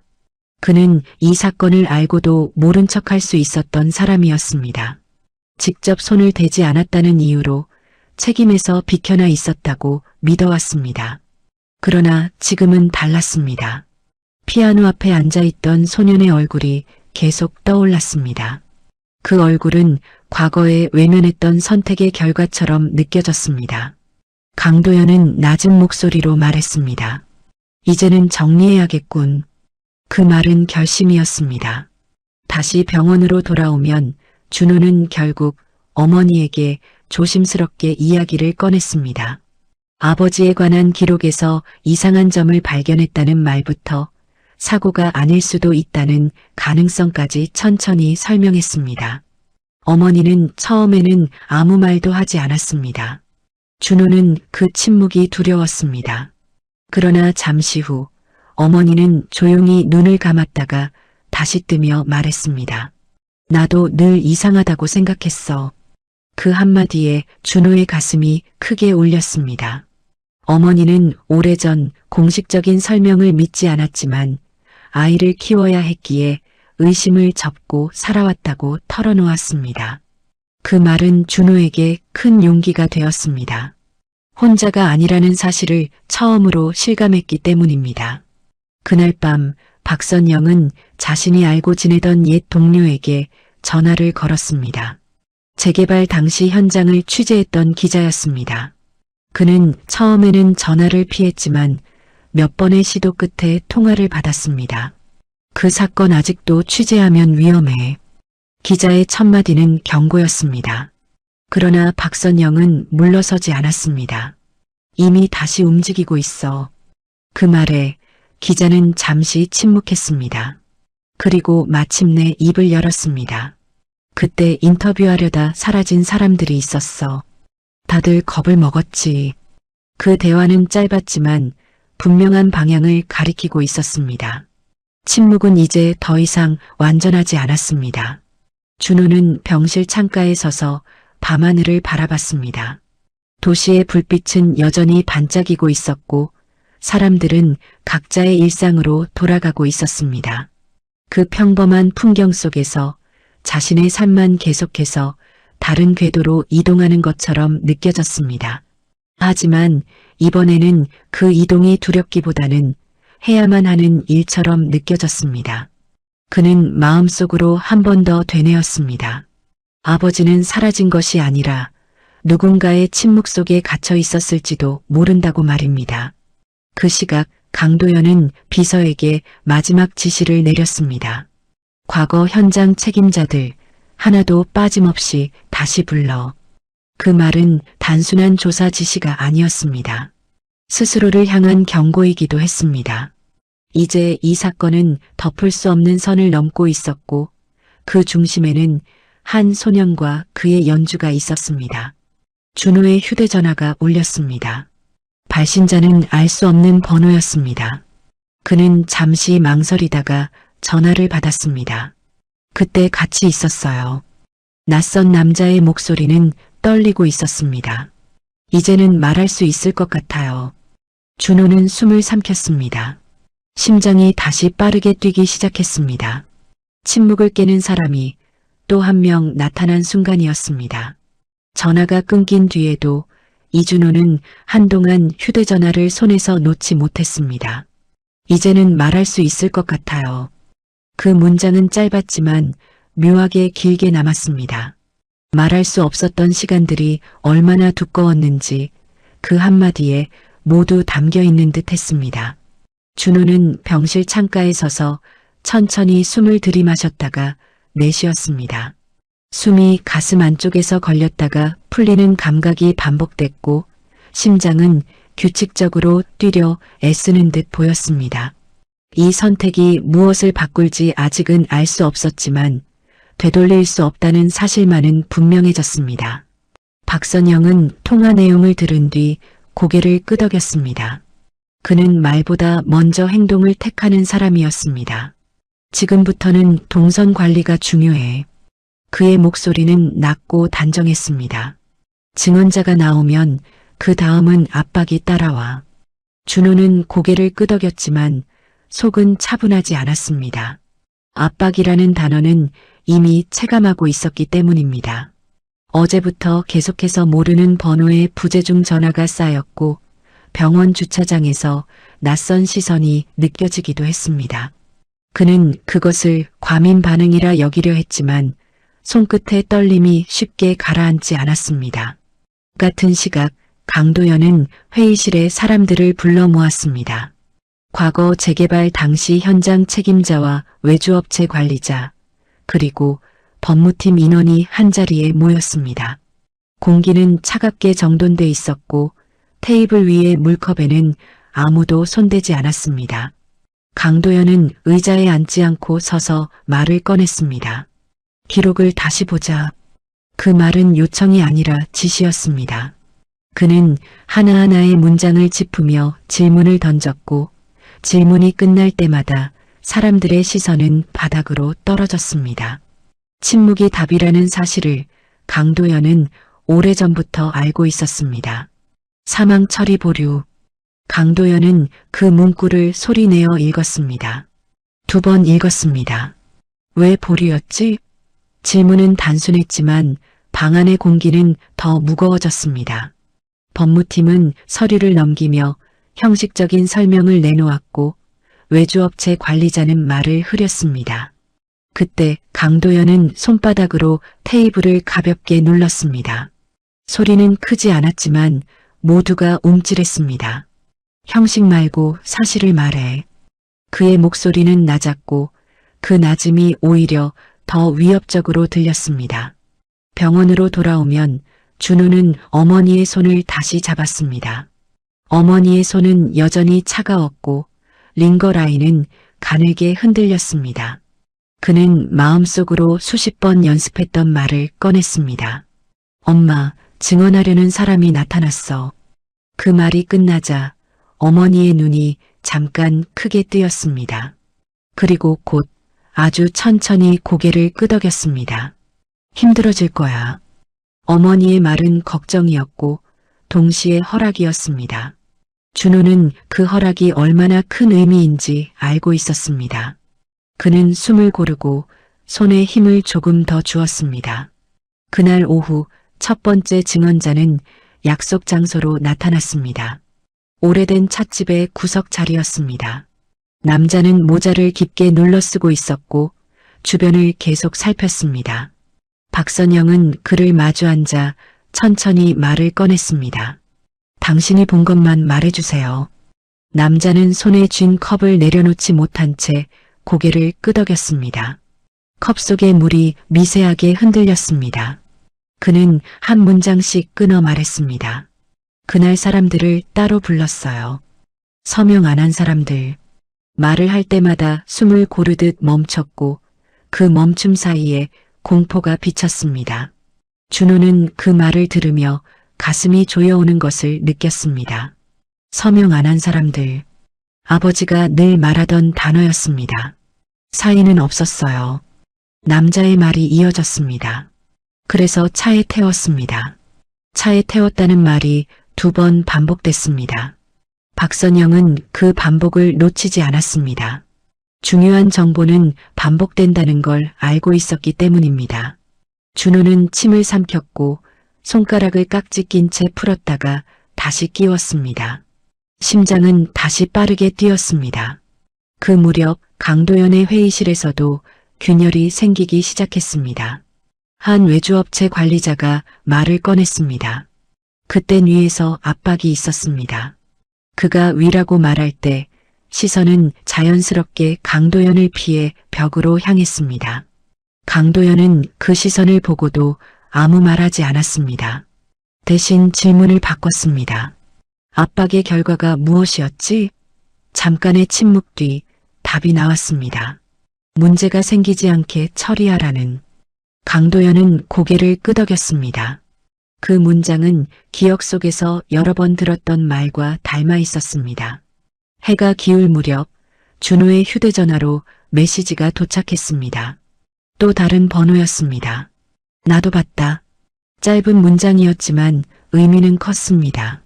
준호는 눈을 감았다가 떴습니다. 증언은 늘어나고 있었고 그만큼 위험도 커지고 있었습니다. 그는 박선영을 바라봤습니다. 박선영은 짧게 말했습니다. 이제 선택해야 해. 선택이라는 단어는 그날 처음이 아니었습니다. 그러나 이번 선택은 피아노 앞의 선택과는 달랐습니다. 이번에는 연주로 끝나지 않았습니다. 밤이 되자 강도연은 혼자 집무실에 남았습니다. 그는 오래된 파일을 다시 펼쳤습니다. 사진 속 남자의 얼굴이 준호의 얼굴과 겹쳤습니다. 강도연은 눈을 감고 잠시 생각했습니다. 덮을 수 있는 길과 드러낼 길, 두 길 모두 그에게는 손실이 따를 것이 분명했습니다. 그는 낮게 중얼거렸습니다. 지금 멈추면 더 커진다. 그 말은 스스로를 향한 경고였습니다. 그는 결국 비서에게 전화를 걸었습니다. 공식 절차로 가자. 짧은 말이었지만 방향은 분명했습니다. 준호는 병실로 돌아와 창가에 섰습니다. 도시의 불빛이 다시 켜졌고 사람들은 퇴근길을 재촉하고 있었습니다. 그는 손바닥을 가슴에 올려놓았습니다. 심장은 여전히 뛰고 있었지만 도망치자는 신호는 아니었습니다. 그는 낮게 말했습니다. 아버지, 끝까지 가볼게요. 그 말은 다짐이었고 스스로에게 하는 약속이었습니다. 그 순간 박선영의 휴대전화가 울렸습니다. 발신자는 강도연의 비서였습니다. 메시지는 짧았습니다. 회장님이 공식 조사에 협조하겠다고 합니다. 박선영은 화면을 보여주며 준호를 바라봤습니다. 준호는 숨을 깊게 들이마셨습니다. 선택의 무게가 한쪽으로 기울기 시작한 순간이었습니다. 공식 조사가 시작되었다는 소식은 생각보다 빠르게 퍼졌습니다. 언론은 아직 조심스러운 표현을 쓰고 있었지만 재개발 당시 미확인 실종자 재조사라는 문구만으로도 충분히 파장이 컸습니다. 이준호는 병원 로비의 TV 화면을 멀찍이 바라보고 있었습니다. 화면 아래 자막이 흘러갈 때마다 심장이 한 번씩 늦게 뛰었습니다. 이 일은 이제 개인의 문제가 아니었습니다. 그러나 그 중심에 자신의 이름이 있다는 사실은 여전히 낯설고 무거웠습니다. 박선영은 하루에도 몇 번씩 전화를 받았습니다. 조사팀, 기자, 그리고 이제는 말을 하겠다는 사람들이었습니다. 그는 메모장에 이름과 시간, 장소를 빠르게 적어 내려갔습니다. 펜 끝이 종이를 긁는 소리가 날카롭게 들렸습니다. 지금부터는 말의 순서가 중요해요. 그는 준호에게 그렇게 말했습니다. 어디까지 공개할지, 무엇을 남길지. 준호는 고개를 끄덕였지만 머릿속은 복잡했습니다. 공개와 보호 사이에서 어떤 선택이 옳은지 아직 확신할 수 없었기 때문입니다. 그날 오후 조사팀에서 연락이 왔습니다. 확인해 보셔야 할 게 있습니다. 박선영과 준호는 약속 장소로 향했습니다. 조사팀 사무실은 차분했지만 공기에는 긴장감이 서려 있었습니다. 담당자는 파일 하나를 테이블 위에 올려놓았습니다. 낡은 사진과 문서가 함께 묶여 있었습니다. 이건 당시 외곽 임시 보호시설의 출입 기록입니다. 그 말에 준호의 손이 미세하게 떨렸습니다. 보호시설이라는 단어는 처음 듣는 말이었지만 설명을 듣기도 전에 직감이 먼저 반응했습니다. 기록에는 몇 개의 이름이 있었고 그중 하나에 빨간 표시가 되어 있었습니다. 미확인 남성, 이송. 담당자는 설명을 이어갔습니다. 사고 직후 일부 인원은 외부 병원이 아니라 이 시설로 이동했습니다. 준호는 숨을 삼켰습니다. 심장이 귀 가까이에서 뛰는 느낌이 들었습니다. 그는 화면을 더 가까이 들여다봤습니다. 날짜, 시간, 그리고 이송 경로. 기록은 불완전했지만 사라진 사람을 추적하기에는 충분한 단서였습니다. 그 순간 박선영의 휴대전화가 울렸습니다. 이번에는 강도연이었습니다. 박선영은 잠시 망설이다가 전화를 받았습니다. 강도연의 목소리는 이전과 달리 단정하고 낮았습니다. 그 시설 나도 기억합니다. 그는 말을 고르듯 잠깐 멈췄습니다. 공식 문서에는 남지 않았지만 안전 문제를 이유로 임시로 운영됐던 곳입니다. 그 말은 인정이었습니다. 동시에 그동안 숨겨져 있던 사실이 수면 위로 올라오는 순간이기도 했습니다. 준호는 전화를 건너 들으며 손을 꽉 쥐었습니다. 손바닥에 땀이 배어 나왔고 손가락 관절이 하얗게 질렸습니다. 임시보호시설, 이송, 살아있다는 가능성은 이제 추측이 아니라 기록 위에 놓인 단서가 되었습니다. 그는 낮은 목소리로 물었습니다. 그럼 그 안에 있던 사람들은 어떻게 됐나요? 질문을 던지는 순간 심장이 멈출 것처럼 느껴졌습니다. 강도연은 바로 답하지 않았습니다. 잠시 침묵이 흘렀고 그 침묵 속에는 후회와 계산이 섞여 있었습니다. 일부는 다른 지역으로 옮겨졌고 일부는 신분을 바꿔야 했습니다. 그 말은 보호가 아니라 단절에 가까웠습니다. 준호는 눈을 감았다가 떴습니다. 아버지가 살아있을지도 모른다는 희망과 그 삶이 얼마나 고립됐을지를 동시에 떠올렸기 때문입니다. 조사팀은 다음 자료를 꺼냈습니다. 이번에는 병원 기록이었습니다. 오래된 입원 기록, 이름은 없었지만 지문 일부와 신체 특징이 남아 있었습니다. 담당자는 조심스럽게 말했습니다. 유전자 검사를 진행할 수 있습니다. 그 말에 준호의 숨이 한번 크게 흔들렸습니다. 유전자, 확인할 수 있다는 말은 곧 결과를 감당해야 한다는 뜻이기도 했습니다. 그는 박선영을 바라봤고 박선영은 고개를 끄덕였습니다. 피할 수 없는 단계야. 검사는 생각보다 빨리 진행됐습니다. 병원 복도에서 기다리는 동안 준호는 벽에 기대어 서 있었습니다. 벽에 차가운 감촉이 등을 통해 전해졌고 그 차가움이 오히려 정신을 붙잡아주는 것 같았습니다. 어머니에게는 아직 말하지 않았습니다.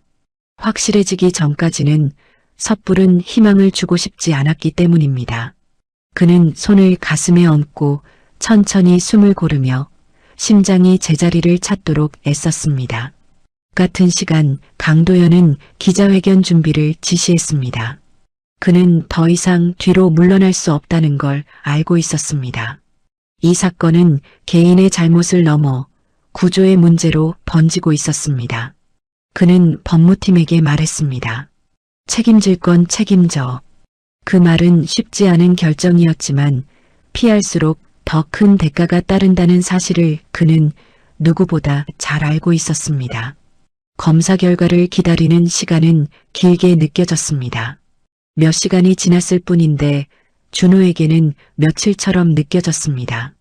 그 사이에도 휴대전화는 계속 울렸고 박선영은 전화를 대신 받아 정리했습니다. 준호는 창밖을 바라보며 생각했습니다. 만약 살아있다면 그 사람은 어떤 얼굴로 이 소식을 받아들일까? 그리고 자신은 어떤 표정으로 그를 마주해야 할까? 질문은 끝없이 이어졌고 답은 아직 오지 않았습니다. 마침내 조사팀 담당자가 문을 열고 나왔습니다. 그의 표정은 지나치게 중립적이었고 그 중립이 오히려 준호를 긴장하게 만들었습니다. 결과가 나왔습니다. 그 말에 준호의 심장이 크게 한번 뛰었습니다. 귀가 멍해졌고 잠시 소리가 멀어지는 느낌이 들었습니다. 그는 고개를 끄덕이며 의자에서 일어났습니다. 다리가 잠깐 풀렸지만 이를 악물고 균형을 잡았습니다. 유전자 일치율 99.999%. 담당자의 말은 명확했습니다. 두 번 설명할 필요도 없었습니다. 준호의 머릿속에서 무언가가 크게 울렸습니다. 살아있다. 그 문장이 천천히 그러나 분명하게 자리 잡았습니다. 그는 입을 열지 못했습니다. 숨이 막히는 대신 눈앞이 뜨거워졌습니다. 박선영이 조용히 그의 어깨를 잡았습니다. 그 손길이 아니었다면 그 자리에 그대로 주저앉았을지도 몰랐습니다. 현재는 다른 이름으로 생활 중입니다. 담당자는 말을 이어갔습니다. 접촉은 가능합니다. 다만 그는 말을 멈추고 준호를 바라봤습니다. 상황이 단순하지 않습니다. 준호는 고개를 끄덕였습니다. 단순할 거라 기대하지 않았습니다. 중요한 건 하나였습니다. 아버지는 살아있다는 것. 그 사실 하나만으로도 세상은 이미 달라져 있었습니다. 병원으로 돌아오는 길, 준호는 창밖을 보며 조용히 울었습니다. 소리내지 않고 얼굴을 가리지도 않은 채 눈물만 흘렀습니다. 그 눈물은 슬픔도 기쁨도 아닌 오래 쌓인 시간을 흘려보내는 눈물이었습니다. 그는 마음속으로 여러 번 되뇌었습니다. 살아계셨다. 그 문장은 더 이상 질문이 아니었습니다. 그날 밤 어머니에게 조심스럽게 소식을 전했습니다. 어머니는 아무 말 없이 한참을 듣고 있다가 두 손으로 얼굴을 감쌌습니다. 그리고 아주 오래 지나서야 말했습니다. 그래도 살아있어서 다행이다. 그 말은 울음과 웃음이 섞인 목소리였습니다. 준호는 그 옆에 앉아 손을 잡았습니다. 손의 떨림이 서서히 가라앉았습니다. 한편 강도연은 기자회견장에서 마이크 앞에 섰습니다. 그는 고개를 숙여 사과했고 과거의 선택에 대한 책임을 인정했습니다. 카메라 플래시가 연속으로 터졌습니다. 그 장면은 단순한 사과가 아니라 오래된 침묵이 깨지는 순간이었습니다. 그리고 그 침묵의 끝에는 한 가족의 시간이 있었습니다. 준호는 마지막으로 휴대전화 화면을 바라봤습니다. 연락 가능. 조사팀의 메시지는 짧았습니다. 그는 깊게 숨을 들이마셨습니다. 다음 선택은 숫자나 기록이 아닌 얼굴을 마주하는 일이었습니다. 문이 열리기 직전 이준호의 손은 문고리 위에서 멈춰 있었습니다. 손끝이 차갑게 식었고 손바닥에는 땀이 배었습니다. 숨을 들이마셔도 폐 깊숙이까지 들어가지 않는 느낌이었죠.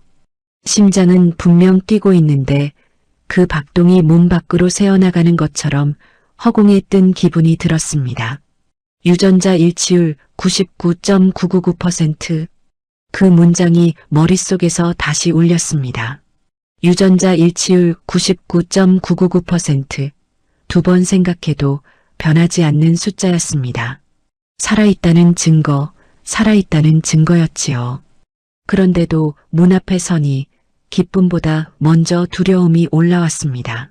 15년의 공백이 단숨에 닫히는 일은 기적이 아니라 충돌일지도 몰랐습니다. 박선영은 준호의 옆에서 조용히 고개를 끄덕였습니다. 천천히 하셔도 됩니다. 그 말은 재촉이 아니었고 흔들리지 말라는 안내처럼 들렸습니다. 준호는 고개를 한번 숙여 인사하듯 했다가 결국 문고리를 돌렸습니다. 철컥 소리가 유난히 크게 들렸습니다. 문이 열리며 좁은 상담실 같은 공간이 나타났고 그 안에는 중년 남성이 한 명 앉아 있었습니다. 낯선 얼굴이었습니다. 동시에 낯설지 않은 윤곽이었습니다. 코끝과 턱의 선이 어느 순간 거울을 볼 때마다 자신에게서 스쳐 지나가던 바로 그 선이었습니다. 준호는 그 얼굴을 보는 순간 목이 잠기는 느낌이 들었습니다. 침을 삼키려 해도 삼켜지지 않았습니다. 남성은 먼저 일어났습니다. 손이 약간 떨렸고 그 떨림을 들키지 않으려는 듯 주머니에 손을 넣었다가 다시 빼었습니다. 그는 한 걸음 다가오려다 멈췄습니다. 멈추는 방식이 낯설고도 익숙했습니다. 살고자 해서 멈춘 사람의 몸짓이었습니다. 준호는 그 자리에서 움직이지 못했습니다. 발바닥이 바닥에 붙어버린 것처럼 굳었습니다. 그때 남성이 낮은 목소리로 말했습니다. 준호, 맞니? 이름을 부르는 발음이 너무 조심스러워서 오히려 더 아팠습니다. 준호의 심장이 크게 한 번 뛰었습니다. 한 번이 아니라 두 번 크게 울렸습니다. 준호는 목소리를 꺼내려 했지만 소리가 나오지 않았습니다. 대신 고개를 아주 작게 끄덕였습니다. 남성의 눈이 흔들렸고 눈가가 빨갛게 달아올랐습니다. 그는 한숨을 길게 내쉬었습니다. 그 숨에는 15년치의 말들이 들어있는 듯 했습니다. 그리고 다음 말이 이어졌습니다. 미안하다. 짧은 두 글자였지만 상담실 안공기가 갑자기 무거워졌습니다.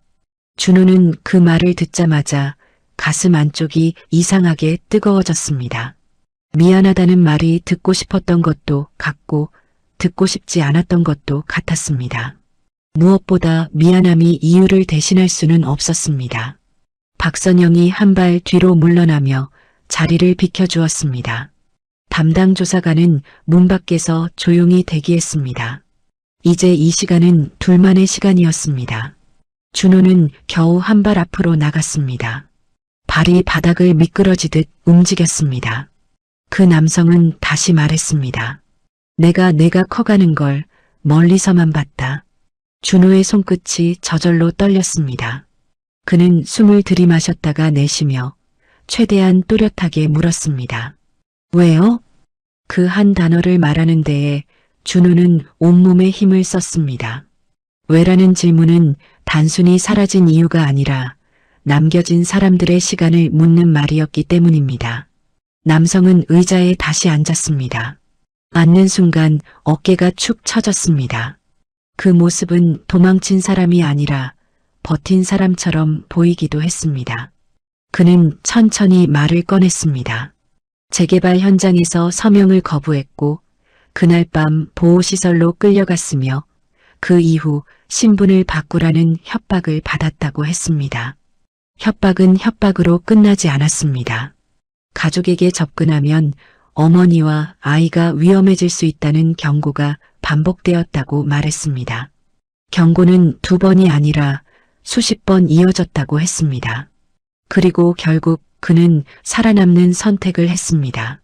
살아남는 선택이 곧 떠나는 선택이 된 셈이었습니다. 준호는 말을 듣는 내내 손을 꽉 쥐었다 폈습니다. 손바닥이 저리고 손등이 붉어졌습니다. 보호라는 단어가 얼마나 잔인할 수 있는지 이제야 선명해졌습니다.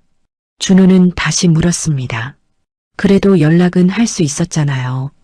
말끝이 떨렸고 그는 스스로 그 떨림을 느끼며 이를 악물었습니다. 남성은 고개를 들지 못했습니다. 한 번만 움직이면 너희를 바로 찾아낼 수 있다고 했어. 그 말은 변명이 아니라 그가 수년간 갇혀 있었던 방식이었습니다. 준호는 그 순간 심장이 다시 크게 뛰었습니다. 분노가 먼저 치밀었다가 바로 다음에는 이해가 올라왔습니다. 이해가 올라오는 자신이 싫어서 그는 잠깐 시선을 바닥으로 내렸습니다. 숨을 들이마셔도 목이 아프게 조였습니다. 그때 문이 살짝 열리며 조사관이 고개를 내밀었습니다. 잠시만요. 박선영이 함께 들어왔습니다. 그의 얼굴은 단정했지만 눈빛이 날카로웠습니다. 준호 씨, 이분이 지금 이름을 바꾸고 살게 된 경로에 강제성이 있었던 건 맞습니다. 박선영은 서류 한 장을 내밀며 말을 이어갔습니다. 그런데 한 가지 더 있습니다. 준호의 심장이 다시 빨라졌습니다. 중요한 정보가 나올 때는 몸이 먼저 반응했습니다. 손끝이 차가워지고 침이 마르며 목젖이 크게 움직였습니다. 박선영은 조심스럽게 말을 골랐습니다. 그때 데려간 사람들이 전부 살아남진 못했습니다. 준호는 숨을 삼켰습니다. 무슨 뜻이에요? 박선영은 단호하게 말했습니다. 누군가는 사라졌고 누군가는 침묵했고 누군가는 아직도 갇혀 있습니다. 그 문장은 현실이었습니다. 상봉이 해피엔딩으로 끝나지 않는 이유가 그제야 확실해졌습니다. 이준호는 고개를 돌려 아버지를 바라봤습니다. 아버지의 눈은 흔들리고 있었습니다. 그는 마침내 입을 열었습니다. 내가 살아있는 게 누군가에겐 죄가 될 수도 있다는 걸 알고 있었어. 준호는 그 말을 듣고 가슴이 철렁 내려앉았습니다. 살아남은 사람이 죄인이 되는 구조, 그것이 이 사건의 진짜 얼굴이었습니다. 그 순간 준호의 머릿속에는 한 가지 장면이 번개처럼 스쳤습니다.